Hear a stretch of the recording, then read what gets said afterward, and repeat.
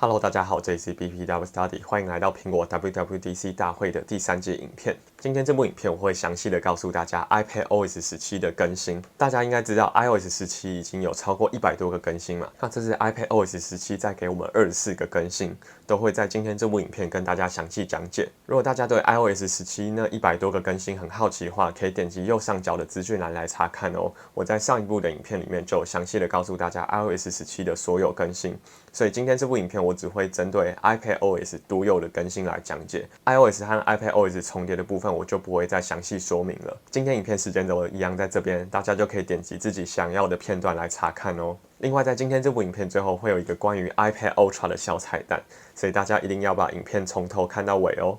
那一样，在影片开始之前，请先记得按下订阅钮，并记得开启小铃铛，才不会错过跟 BPW 相关的最新资讯哦。首先，一样的惯例，先来跟大家讲一下哪些 iPad 支援这次的 iPadOS 17呢？首先，我们先讲到 iPad Mini 的部分。iPad Mini 是第5代之后都可以支援，然后 iPad 的话是第6代都可以支援。iPad Air 的话是第3代之后都可以支援 ，iPad Pro 的话是从第2代都可以支援。好，那再来的话，我们就来跟大家讲一下界面12大更新。首先来跟大家讲一下锁定画面的8大更新。在一开始我们就可以看到这个桌布的画面，也就是这次锁定画面第一个更新。iPadOS 终于和去年的 iOS 16一样，终于导入了客制化桌面的功能。所以现在呢，我们只需要长按我们的桌布。它就会跳出选择桌布的选项，那我们就可以滑到右侧来新增自己想要的桌布。在这次当中也新增了一些全新的桌布给大家看一下，像这次就全新新增了 iPadOS 17专属的桌布，然后还有 Hello 的这个样式的桌布。然后我们在右下角的地方可以发现，就是和 iPhone 一样，黑暗模式现在也回来了，所以你可以自动的去选择你要用深色的背景还是浅色的背景。对，那你也可以调整成自动，它会依照你现有手机的模式，或是按照时间的早晚来调整。那除了 iPadOS 的全新桌布之外，我们还可以看到一些其他新的桌布。在这边有很特别，就是万花筒系列的桌布。然后它一样，当然也是可以去调整它的浅色和深色。那第3个全新的桌布就是和 iPhone 一样。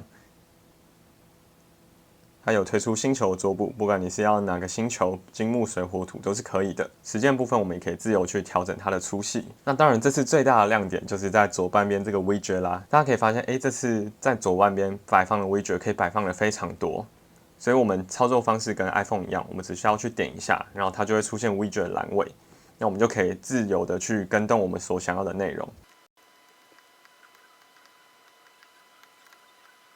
我们就可以这样子自由的拖移啊，然后去调整我们 widget 的位置。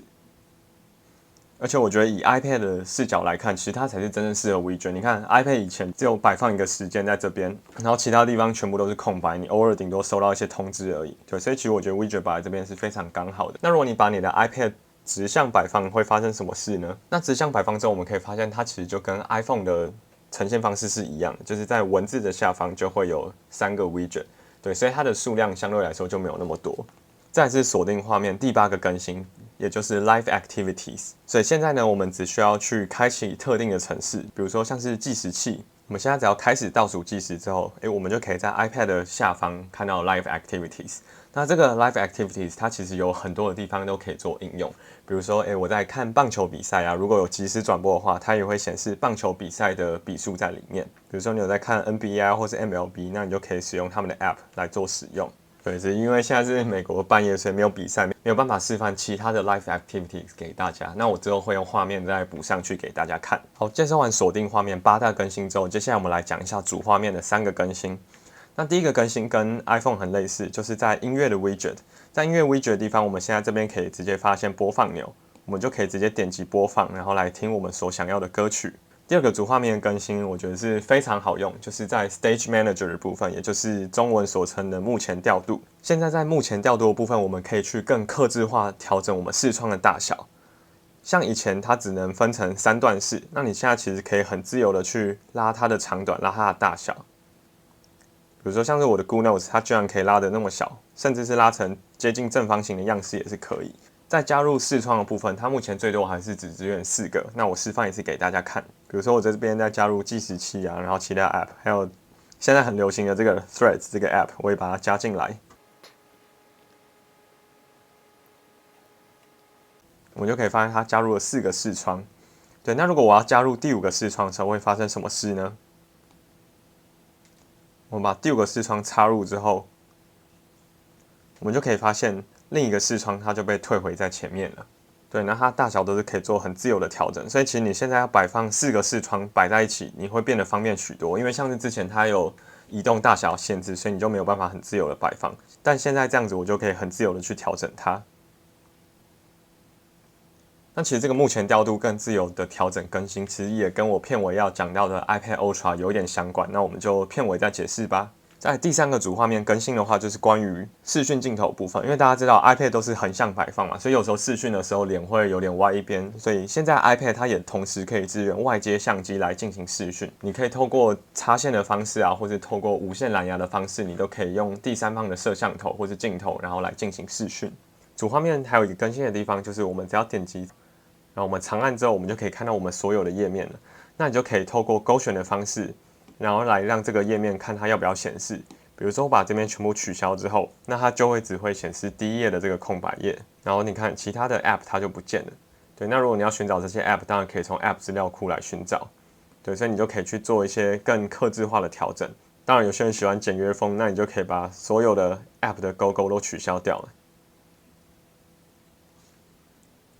那你这样就只会留下一个很简约的空白页，然后跟 App 资料库，对，这个都是可以再做细部的操作跟调整的。好，我们介绍完界面的12大更新之后，接下来我们来讲一下5个 App 的更新吧。首先第一个 App， 我们从主画面就可以看到，就是关于健康的 App。那苹果终于在 iPad 的部分也导入了像 Apple Watch 跟 iPhone 一样的健康 App。那我们现在就可以直接透过同步的方式，使用 iCloud 来导入在 iPhone 上面的健康资料。那我们就稍等它一下。那它也会像 iPhone 一样，就是会做出一些固定的通知，提醒你久坐要站起来啊，提醒你睡觉时间到了。对，那我们可以看到它的界面其实变得更鲜明、更好看。我觉得它的 UI 设计是比 iPhone 来的更直觉的。对，我们就可以在这边看到我们的个人档案，就很像 IG 脸书的那种感觉。然后你就可以看到，你其他关于一些健康的资料，你就可以点进去。那当然，它有的资源就是在 iOS 17里面最新的这个心理安康，那你就可以透过类似问卷调查的方式去了解你的心理状态是不是好的。对，那一样详细资讯的话，可以去查看另一部 iOS 17的影片。在第2个更新的话，是关于第3方 PDF 的软体更新。现在不只是 iPad 内建的 PDF 软体，连第3方 PDF 软体也可以支援这个文字辨识的功能。那我一样以 Google Notes 来示范给大家看。然后比如说我在 Google Notes 开启了这个 PDF 档，以往我们是没有办法这样子长按，然后去选取相关的文字，在一般的第3方 PDF 软体里面。但是现在 iPad 它只要是任何的第3方 PDF 软体，它都可以直接去辨识它的文字。接下来跟大家来讲到备忘录更新的部分。那备忘录这次总共有6个更新。那第一个更新的话，就是关于 PDF 编辑的部分。我们现在 PDF 可以以这种小的视窗的方式来浏览。然后我们只要点击这个缩览图的地方，我们就可以直接以页面缩览图的方式来呈现。那如果你的 PDF 页面很多的话，这样子操作是非常方便的。而且你现在可以直接从这个小的视窗就可以开始进行编辑 PDF 档。然后如果你想要把它放大的话，我们就可以点击这边，然后有一个快速查看。那点开之后，我们就可以看到，刚刚其实在小方框里面画的地方，它也会呈现出来。那再来的话就是关于这个 PDF 档，它现在是可以进行共用写作的。我们只要点击这边的分享，然后我们点击合作，那你就可以把这个 PDF 的连结传给其他人，那它就像一个共编一样。如果对方在这边有写字啊或撰写东西的时候，它同时也会同步在我们的 PDF 档里面。那再来的话是关于文字编辑的部分，它有增加了一个全新的样式，叫做等宽样式。那我示范一下给大家看。我们现在只要这样子把它框选起来，然后我们点击这边的文字。它这边就多了一个等宽样式，那有发现它不太一样之处吗？那我可以把黑暗模式关掉，大家就可以更明显的看到，它就是多了一个后面灰灰的背景。那如果我们选取更多的话，选择等宽样式，它就会变成这样子。其实这个就蛮像是平常在打 coding 啊，写的一些注解，或是你平常要写一些须知或是注意事项的时候，它就会出现这种灰色的方框。对，那我自己个人是觉得蛮好用的，跟 Notion 的等宽样式长有点类似，我找一下给大家看。比如说像是 Notion 这边我写出来的注意事项，那我同样也是用这种灰色的底，那它就可以更凸显出来。那和备忘录这边是类似的。再来的话，你可以去针对特定的文字去添加连结，比如说我把这边的框起来，然后点击加入连结，那加入连接的话，你有2种方式，一种就是输入那个网页嘛，比如说，我输入我 YouTube 频道的网页进来。那另一种方式的话是输入你的备忘录标题，比如我就输入刚刚的这个 Place Form， 点完成。那我们这样子就可以从另一个备忘录点击过去，然后就可以跳到我们刚刚所设定的备忘录。你现在只要去输入档案名称，那它就可以这样子自由在档案跟档案之间跳转。那这个也和 Notion 的超链接也是有点类似的。好，在关于备忘录第5个更新，也是我这次最喜欢的内容，就是关于自动填写空格或是个人资讯的部分。假如说我们现在以这份文件，它有很多需要签名的地方嘛，那我们现在只要点一下搜寻旁边的这个笔的符号，你看点下去之后，我们就可以发现它现在有出现不同的空格，就可以去让你输入一些资讯。当然，你可以去透过打字的方式来呈现。对，那如果你不想要打字的话，我们可以发现，右下角这边有个加号，你只要点一下加入签名档，那你就可以去针对特定空格来加入签名档，是不是非常方便呢？所以现在就是 iPad 它就提供了这个辨识空格的功能，能让你直接编辑 PDF 或是直接汇入签名档。那你就不需要像以前你如果要打字的话，你还要到这边去新增一个文字框，然后再打字。其实这个流程是差非常多，所以苹果这个自动化的功能真的是越来越方便了。那最后一个部分的话，我们就要拿出我们的键盘。我们发现我们现在在打字的时候，切换语言的方式就和以前不一样。以前切换语言的时候，会像 iPad 平常用手打字的时候，它就是这种长长的这种符号。但是当你接上蓝牙键盘或是外接键盘的时候，它就会出现另一种样式，跟 MacBook 现在更新之后的打字样式是一样的。而且它这个背景颜色会根据你不同的背景、不同的 App， 它有不同的样式。那这也算是这次打字更新的一个小巧思。好，在第4个 App 更新是关于无边际的部分。那无边际这次的新功能，它主要就是去改进它的绘图功能。然后你现在可以去跟随其他成员的导览来检视白板，它就很像 Miro 的那个样式，就是如果有其他人加入了这个，它就会有不同的人的符号出现。那就来示范一次给大家看。我们也要透过协作的方式，然后去把这个档案分享给另一个人。那现在你只要比如说对方在另一个装置编辑，那它这边就会同步显示对方所编辑的内容。对，你看我们就可以看到，这边就出现内容了。它现在这样子就是可以透过协作的方式，有点类似 Miro 的那种感觉。对，那再来是关于它笔刷的部分。笔刷的部分这边就有新增一些新的笔刷，它这些新的笔加总起来，其实就跟备忘录笔刷变得一模一样了。然后它当然也是可以做一些更细部的编辑，比如说我长按就可以把曲线变成直线，或是画出我想要的图形。在无边际这个 App 这边，它都是可以达到的。对，那这个就是关于无边际的3个更新。那最后一个更新是关于设定的部分。那设定其他更新都在 iOS 17讲过了。那这边唯一不一样的地方，就是在目前调度的部分，设定 App 里面可以对目前调度有更详细的更动。那我们现在只要点开设定，然后点击这边多工处理与手势，然后我们就可以在这边可以看到，它有3种样式。第一个就目前调度嘛，就是我刚刚影片里面示范给大家看的内容。那再来的话就是分割显示与滑动之前，大家应该就很了解了，就是 iPad 之前最早的功能，你就可以直接这样子分割，这样滑动出来，然后或是这样子做萤幕的分割。对，那如果关闭的话，它就是会直接打开这个 App， 你也不能再加入任何东西，它就会直接被全萤幕的覆盖掉。在其他地方也可以做细部编辑，比如说子母画面要不要自动启动啊，然后高效率的手势，比如说像3、4指，就是做上一步或下一步的动作，现在在设定里面你都可以去做更细部的调整。那这样好处就是你比较不会去用手去误触到 iPad。好，那以上就是关于 iPadOS 17更新的部分。好，在影片最后就来跟大家讲一下关于 iPad Ultra 的小彩蛋吧。先前已经有很多关于 iPad Ultra 的传闻，尤其是在去年年底一直会说，今年有可能会推出 iPad Ultra， 只不过这个期待可能要让大家落空了。iPad Ultra 预计会在2024年才会向大家露面。那为什么苹果会选择在2024年推出 iPad Ultra 呢？那其实我们可以从几个面向来看。第一个面向的话，我们可以先来看到苹果关于 iPad 财报的部分。那我们可以看到，在2023年 Q2， 也就是2023年第2季的 iPad 营收，它其实是创了2022年跟2021年销售的新低。对，那原因当然有很多嘛，因为苹果其实从2018年所推出的 iPad Pro 一直到2023年，已经将近4到5年的时间，其实它不管是外观啊，甚至是荧幕都没有做什么更新，它唯一更新的就是只有后面的镜头还有内置的晶片。对，虽然说 iPad Pro 推出的确从2019年之后为苹果创造了一个很大的营收，但是其实现在也开始进入衰退期了。因为苹果它的营收一定是要每年维持成长的嘛，所以它势必要在2024年推出 iPad Ultra， 然后来弥补它的营收。这个是关于第一个面向。那在第二个面向的话，我们其实可以看到关于 iPad 的模具。其实我们现在不管是从 iPad mini、iPad 10、iPad Air 还有 iPad Pro， 我们都可以发现它的模具设计就是已经和 iPad Pro 是完全相同的嘛。就是四周都是黑色的，然后在黑色边框里面嵌入镜头，就是像之前那种 Home Button 有实体 Home 键的 iPad 已经全部消失了，而且这个模具已经从2018年一直生产到2023年，所以苹果它已经有累积足够的资本可以再去就是生产下一代的模具嘛，不然的话其实 iPad Air 跟 iPad Pro 之间的差异就会越来越少。对，所以其实 iPad Ultra 就会慢慢去切出这个产品区隔性，这个是第二个面向。那在第三个面向的话，就是关于12.9寸 iPad Pro 的销量。其实我们可以从台湾的一些 iPad 的销量数据就可以发现，其实12.9寸它的销售数据并没有到非常亮眼。那原因当然是因为11寸跟12.9寸，它们除了荧幕大小的差异之外，它们在功能上并没有显著的差异。有时候你买了12.9寸的 iPad Pro， 它的价格你不如去买一台可能13寸的 MacBook Air 或是256GB 的 MacBook Air。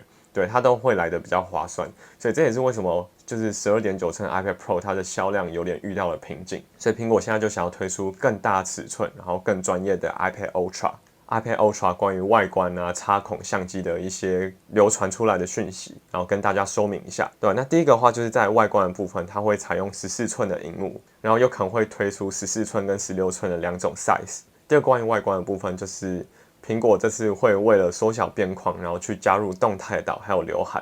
但是关于动态岛跟刘海这个传闻，我自己是持保留态度，因为其实我们可以用这张图来看一下，如果把 iPad 现有这个边框它放大到14寸的话，其实我觉得这个边框已经算是够窄了。那苹果会有必要为了就是缩窄边框，然后又去多出一个很激烈的动态岛跟刘海在 iPad 上面嘛？毕竟 iPad 使用者还有可能是用直视书写，还有横式使用嘛，所以如果推出一个动态岛，然后你用直的浏览的时候，它在右侧或是左侧，那会不会是很奇怪呢？所以关于动态岛这个部分，我目前是持保留态度。那在第三个可能会更新的外观，就是它的镜头跟 Face ID 模组会摆成水平面。那其实这个更新我们就已经可以从 iPad 10看到了嘛。苹果把 iPad 10的镜头摆在水平的地方，这个原因很合理嘛，因为苹果自家推出了 Smart Keyboard 外接键盘嘛。对，那其实我们通常如果使用 iPad 在视讯的时候，我们都是以横向的方式来视讯。而且像我自己所使用的那一台 iPad， 如果你是用横向来视讯的时候，镜头现在会出现在左边或是右边，所以你有时候脸都没有办法完全置中。如果依照苹果它想要推出 iPad Ultra 这种更专业、更接近电脑的产品的话，我就把视讯镜头摆在横向是非常合理的。这次的 iPad Ultra 极有可能搭载苹果的 M3 Pro 晶片，这极有可能是所有 iPad 里面第一次搭载苹果 M 系列的 Pro 晶片。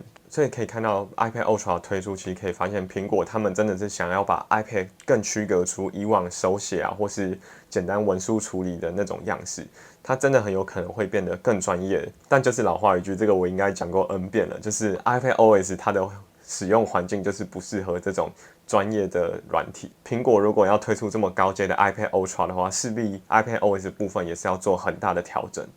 对，那其实从我们这次的 iPad OS 17就可以看出一点点小端倪，只不过还没有很多线索。唯一的线索就是在目前调度的部分，以往目前调度它只有固定的格式可以调整大小，然后现在在这次 iPad OS 17更新中，目前调度你可以完全自由的调整大小，你可以缩到很小的正方形或是很大的全萤幕。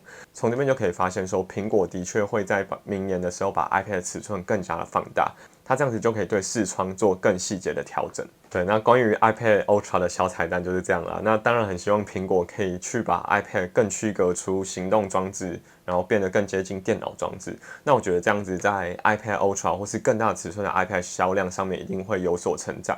对，那再来就是 OS 的环境嘛 ，iPad OS 的环境现阶段还是没有很适合这些专业人士使用，除非苹果是想要透过 Apple Vision Pro 它的全新生态系，然后结合 iPad 它的手势的优势，整合出全新跳脱出电脑的专业人士处理方式。苹果他们公司经营的角度，这当然是非常有可能的。所以关于这部分我们就静观其变啦。究竟 iPad 这个系统它会结合苹果生态系变成一个更专业的全新模式，还是 iPad 它会走向 Mac 或是像是其他更专业型的电脑的操作方式呢？那我们就敬请期待啦。那关于这个章节的总结就是，苹果在短期内的 iPad Pro 不会有更新，我们可能至少要等到2024年中或是年后。